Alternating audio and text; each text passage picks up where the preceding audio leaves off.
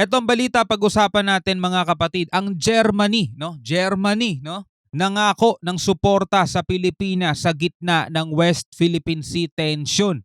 Yan nangako ng suporta. Defense and trade ties palalakasin mga kapatid. Yan ang ating aalamin, bibigyan natin ng reaction and commentary. Dumarami talaga mga bansa mga tol na pumapanig at kumakampi, no? Sumusuporta sa Pilipinas, no? So tuloy natin 'to mga kapatid. Wag na natin patagalin pa, total wala na rin naman tayong hinihintay na. Panoorin na natin 'to.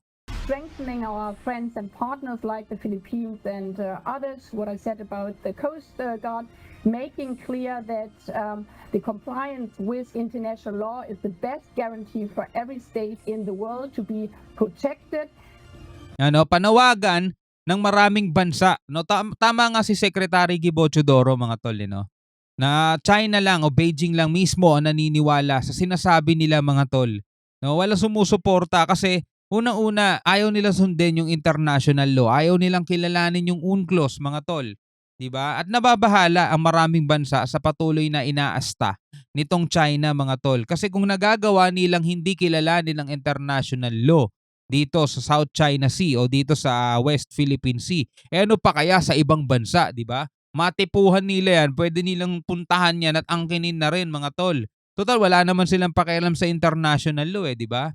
Ito nakalagay dito, Germany nababahala sa agresyon ng China sa West Philippine Sea. Kasi talagang pwedeng pagmulan to mga tol ng ayaw din ng lahat ng bansa maliban sa North Korea.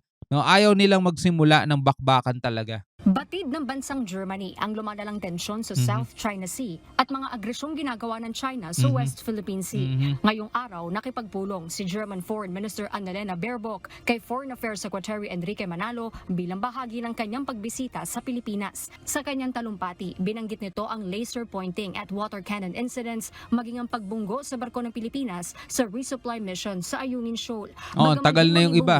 Ang layo ng Germany sa Pilipinas, nakababahalaan niya ito dahil paglabag ito sa karapatan at oportunidad tungo sa pag-unlad ng mga bansa. Tama. Tila pag-question din anya ito sa freedom of navigation na nakakaapekto sa lahat ng bansa. Yeah. Kaya binigyang kahalagahan ni Baerbock ang pagresolba sa mga tensyon sa mapayapang paraan Tama. sa pamamagitan ng pagsunod sa international law.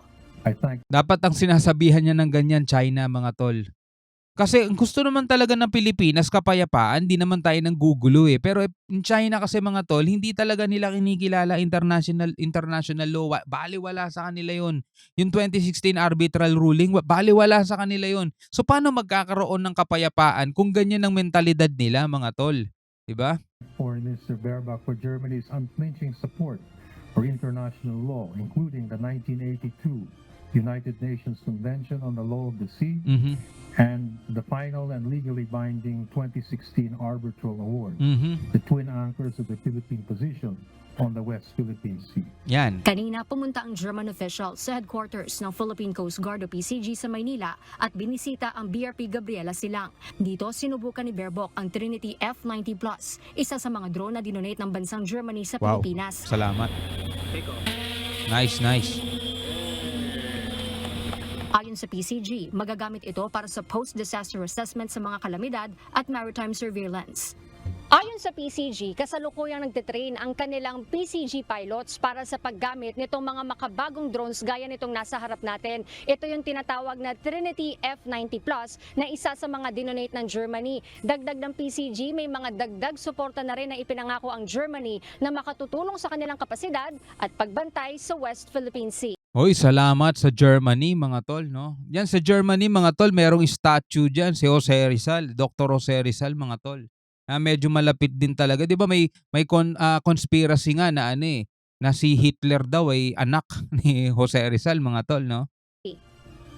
Gagamitin natin sa search and rescue operations para gamitin natin sa marine pollution response.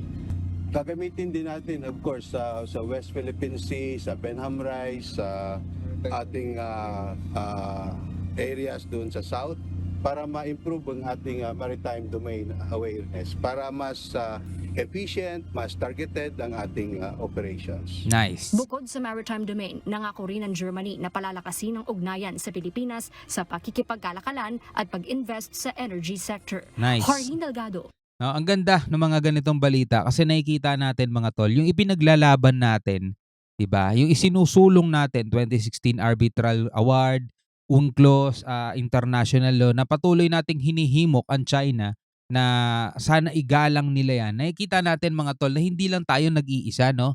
Maraming mga bansa ang sumusuporta sa ating panawagan. Ibig sabihin hindi tayo yung ano lang, yung katulad ng China na agresibo lang, angkin ng angkin, wala namang basehan, wala namang pinagbabatayan. Tayo meron talaga tayong pinanghahawakan. Kaya nga dapat mas lalong maging malakas ang loob natin sa pagpalag mga tol, 'di ba? Mas lalo nga natin dapat i-push talaga, suportahan natin yung ating gobyerno na patuloy na isulong mga tol. Kasi tulad nga ng lagi nating sinasabi, hindi lang ang nakikinabang o hindi lang ang makikinabang nito is yung mga kasalukuyang nabubuhay ngayon sa Pilipinas, kundi yung pati mga magiging future generations mga tol. Kasi napakayaman talaga ng West Philippine Sea sa mga yamang dagat, lamang dagat, mga langis na dapat napapakinabangan natin. 'Di ba? Tone-toneladang langis mga tol na pwedeng magpayaman. Imagine mo Pilipinas magiging mayaman dahil sa mga 'yan, no? Pero dahil nga natuklasan din 'yan ng China, ayun. Ayan, andiya diyan sila mga tol, gigil na gigil talagang makuha. At hindi lang China mga tol ang may interest diyan, no. Marami pang ibang bansa mga tol. Pero sila lang talaga yung agresibo at sila yung mahilig intimidate dahil nga malakas sila eh. 'Di ba? Ang dami nilang mga eroplano, dami nilang mga barko, dami nilang submarine, no. So nado-dominate nila mga kapatid yung buong SCS, South China Sea dahil nga sa kanilang lakas at puwersa.